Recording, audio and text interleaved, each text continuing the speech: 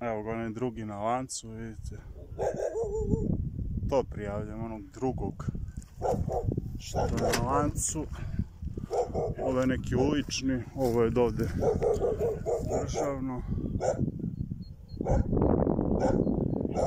Daleko je, jedno 70-80 metara, vidi se onaj drugi. Dobro.